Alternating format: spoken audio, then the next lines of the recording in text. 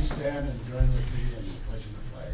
I pledge the flag to the flag of the United States of America and to the republic for which it stands, one nation, under God, indivisible, with liberty and justice for all. Thank you.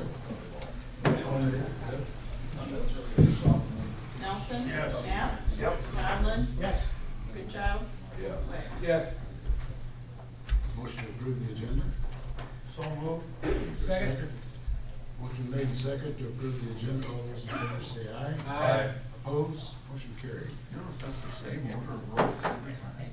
Never changes. It never changes. Ken's always first, and I'm always second, so I can just say yes before she even says it. I don't even have to put your names down there. I usually have it maxed off before she even calls it. Anyway, I'd like to welcome everybody in the chamber today to our council meeting. And I see Bev's here with the signal, and particularly you people who are watching over television. We certainly, all right, Put it on. certainly welcome you to watch this. Put it on. Today, we're going to go to the first thing on the agenda is general discussion. And the way we handle our general discussion is we ask you if you've got some concerns or complaints or even anything you want to talk about good for the city, we ask you to step up to the podium and state your name and address. And the council can't make any decisions, but your council members here are always willing to listen and take into consideration whatever you may have. So at this time, I'm going to ask if there's any open discussion items. If you're seeing none, I'll ask once again if there are any open discussion items. Hearing none, we'll move on to the agenda. Thumbs up a word. Mike? Yesterday, I had the opportunity to visit with our new ambulance department director, Mike Wise, for a little while.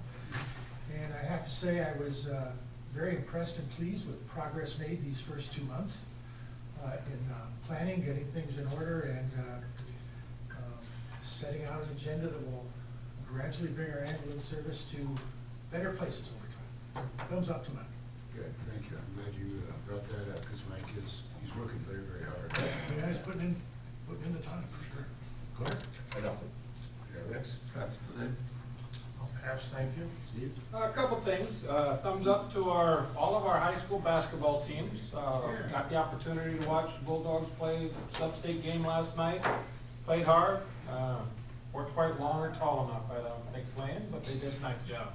And to the Galen girls, going to the state tournament, playing tomorrow. So great season of basketball, a lot of fun to watch, and good luck to the Jays. Thank you, Steve. Congratulations to you. Okay, moving on. Consent items. All items listed under the consent agenda will be enacted by one motion. There will be no separate discussion of those items unless the request is made prior to the time the council votes on the motion. Today we have 4 of them. First one is approval of the February 18th, 2020 regular meeting minutes. The second one is a list of bills for the period ending June 29, 20. The third one is a renewal of the liquor license through Walmart. And the fourth one is a request to close the street for ridiculous days. So the council members want to pull any of these before we... I'd like to pull number 4. Number 4, okay. Request the closed street for ridiculous days? Yeah, if I could. Yeah, go ahead.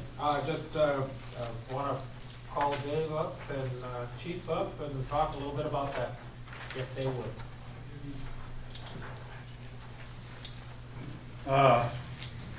Good afternoon. Just a couple concerns with street closures in general. I guess talking with Chief Vandebeck here, we would like to be included in all street closures from this point forward, just to make sure for emergency response that we have the right options. I'm okay with this one as long as First Street intersection over here by the Dialysis Center is not closed. That keeps us away from the railroad crossing and also allows for fire response onto Central Avenue and south. The only other thing, you know, when they do these street closures, I would like to see them submit a drawing so we know exactly the areas that they want to use.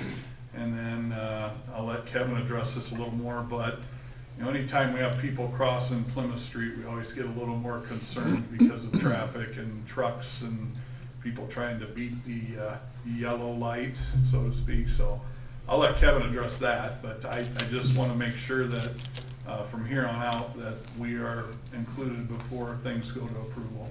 And that way we can make sure that things are covered safely. Thank you. Very good point. Yeah, the only thing I have to add maybe is if we are included, it gives me a little bit of time to, that particular day, I might pull an officer in just to monitor that intersection, and we have a lot of foot traffic going back and forth. But again, I don't have a problem with it either, as long as First Street is kept open. Good point.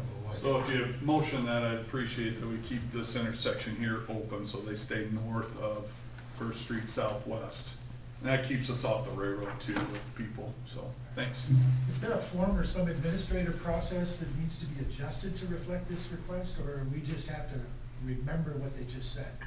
It should be in your, if you get back to. Yeah, I see it there. Yeah, it should have approval by police and fire on there. And we do have a parade application permit. I don't know if we just make a. We don't really have a street closure permit. It used to be everything came to the council, and then we went along with, at the time, just city administration and us approving it. And now, you know, we get so many of these types of things for different things going on downtown. I don't even know if it need to come to council, as long as Kevin and I and Jason or whoever could talk about it. Yeah, but that's up to you guys. I don't know if there's an ordinance that actually says the council has to approve a street closure or not, so. They just haven't come I don't know if that's something. Go ahead, Jason. Thanks. Can you hear me? Yep. Okay. Process has always been the same. This request, ridiculously, has been going on for, you tell me how long.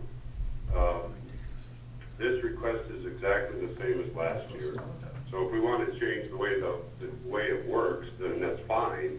If we want to have them fill out a permit, that's fine. But it's always been submitted to city administrator, taken to council, and then on that route. So if we want to change the process, fine, but this is the same, exact same request as last year. And last year had no problem, so. Yeah, I think we talked about it last year, just like we are today, when it came up. So. Is there a problem with the way we're doing it, the way we've been doing it? Because like with Jason there, you guys are gonna voice in it anyway. And I didn't know anything about it until it came on the agenda is what I'm getting at. I'd like to know ahead of time. Sure. And then, you know, if you guys need to vote on it, great. If you don't need to vote on it and tie up council time with it, I don't care about that either. I guess I would ask it be in. Can I comment again? I mean, the way it would, if a street closure is going to affect other properties, other businesses, then it always comes to council. That's the big one. If we're gonna have a street closure that really doesn't affect anybody else, then we usually approve it in-house. So that's what we've used to determine whether or not it comes to council or not. Because by coming to council, it is getting out there and it is giving them warning, that advance notice to those other properties that this is gonna happen. I guess I would, if you look at C3, when we approve a liquor license, it's always on there approved by the police and fire department. And I think it'd be just as easy to take that same process and put it on street closure. Then we know that you've looked at it, talked about it. Yeah, that's Okay, fine. I'm okay with that. I'm good with that. Yeah. I'm not trying to make a big deal out of it. No, I'm making a big deal out of it, just, my main concern is this intersection over here for response and stuff, and as it said in there, I don't think they're gonna use out front of City Hall here if they don't have enough vendors anyway, so I'm okay with that too. Thank you. Thank you. Motion to approve items 1 through 4 with the note on number 4 to have that listed in our, what we call it, agenda. Comes in the agenda just like we do in the liquor licenses. Can't- Second. Motion been made and second to approve 1 through 4 of the action items. All those in favor say aye. Aye. Opposed? Motion carried. Moving on to the action items.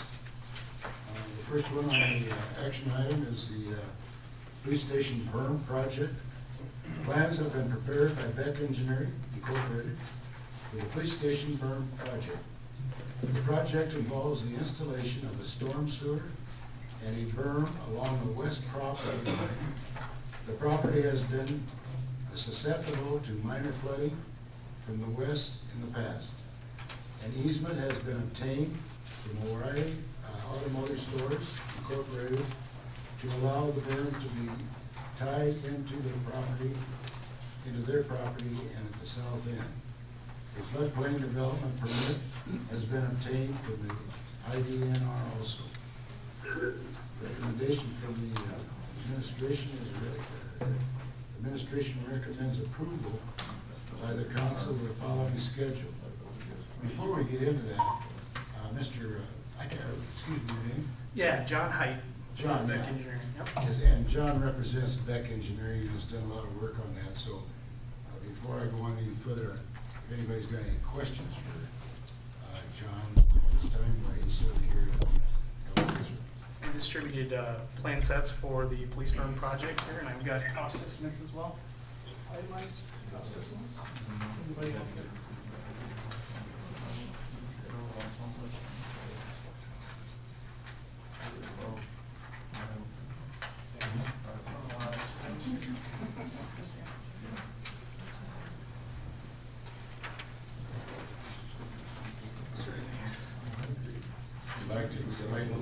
Yeah, certainly. So I've been working with Jason over the past spring.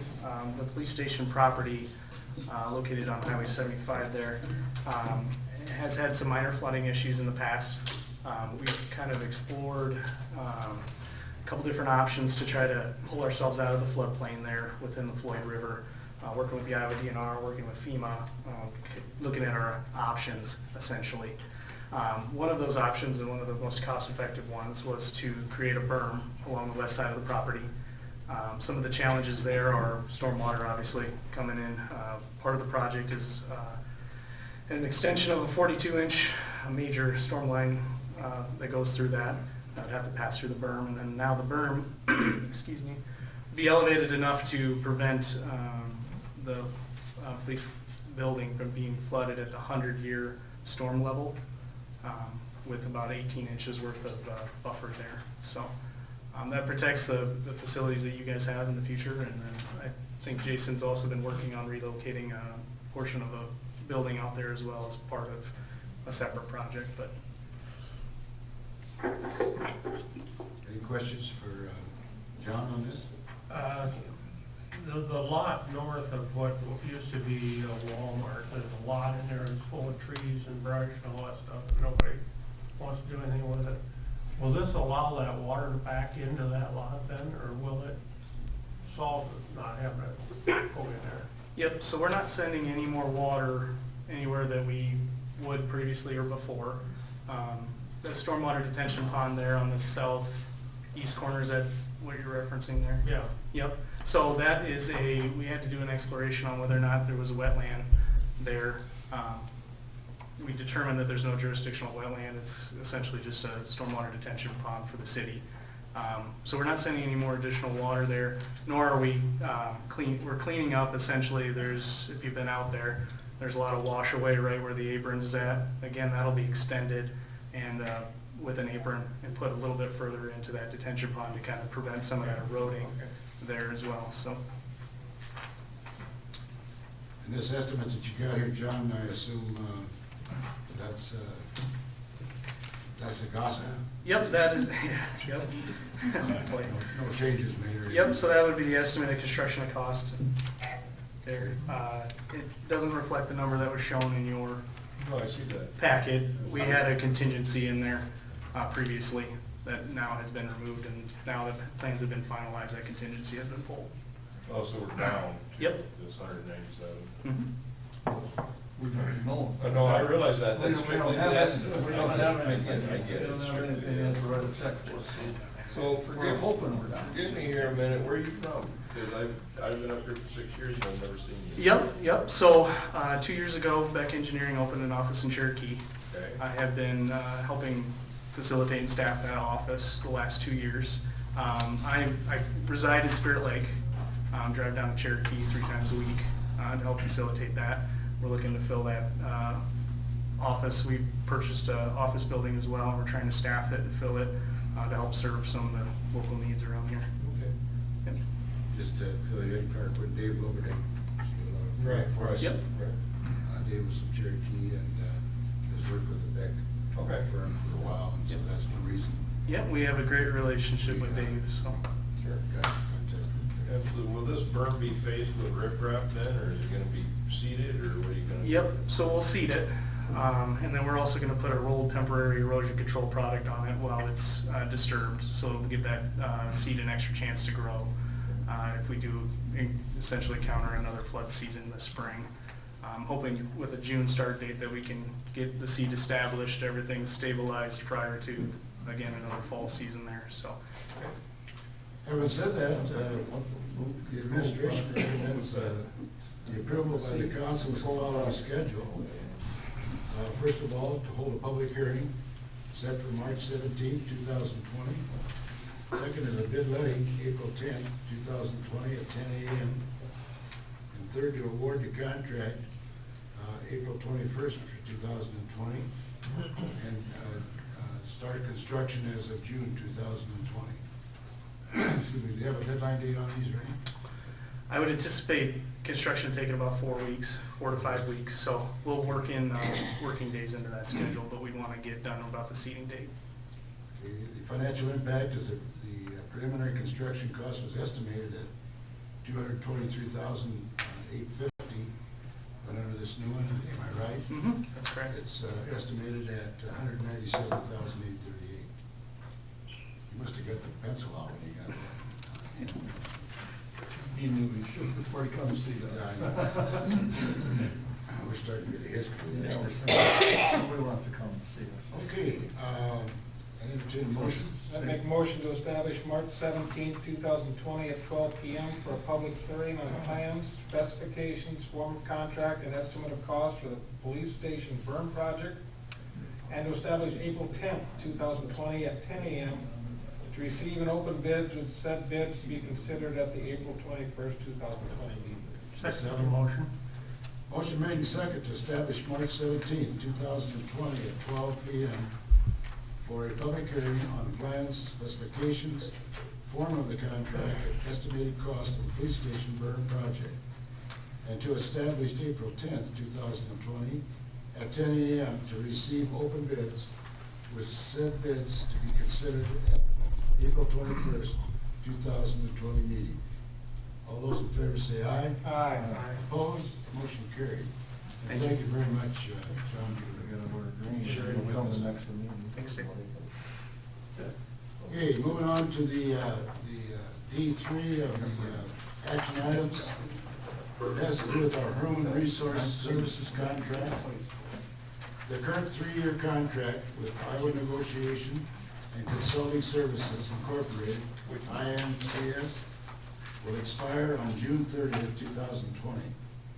During the contract term, INCS provided the following services: up-to-date job descriptions, up-to-date employee handbook, updated city employment applications, assisted with bargaining unit negotiation press, assisted with the work comp claims, assisted with the general employment practice questions, assisted with the general policy questions, and provided light-duty return to work and sick leave information.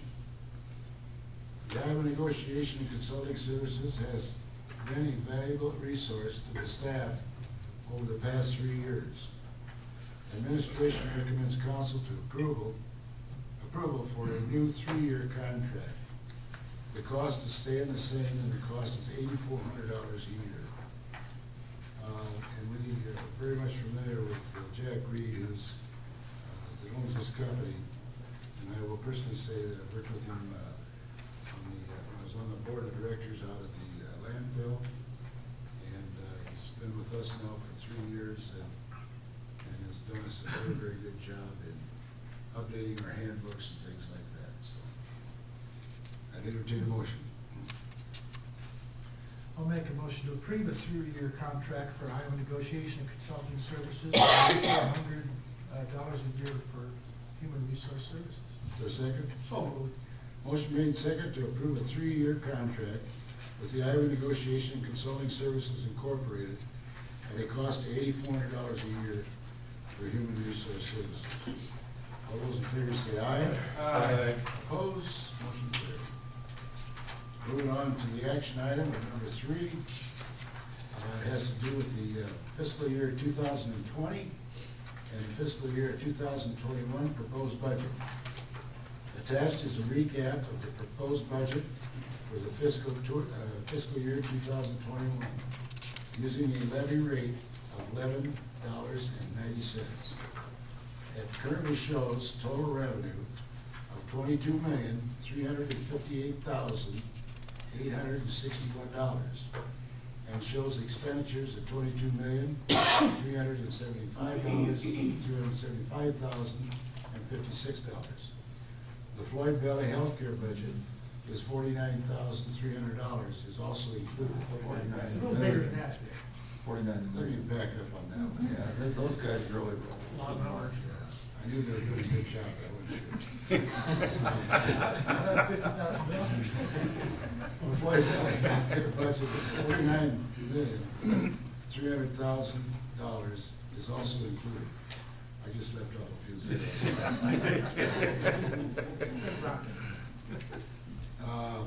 So at this time, you got questions on the budget? Did you bring the budget books? Anything you need to do on that? I got one question, and then I'm still bothered, I'm probably not gonna make a big issue of it, but I'm still a little bit bothered by the LBIC funding going up to 200,000. Is there any checks, like, when they use this money, that they come back and tell us that they use this money as a council to the public, or not? Like, Jason, are you still on? Yeah? Wasn't that, in the procedure of it, wasn't that, when they used that 200,000, wasn't that laid out?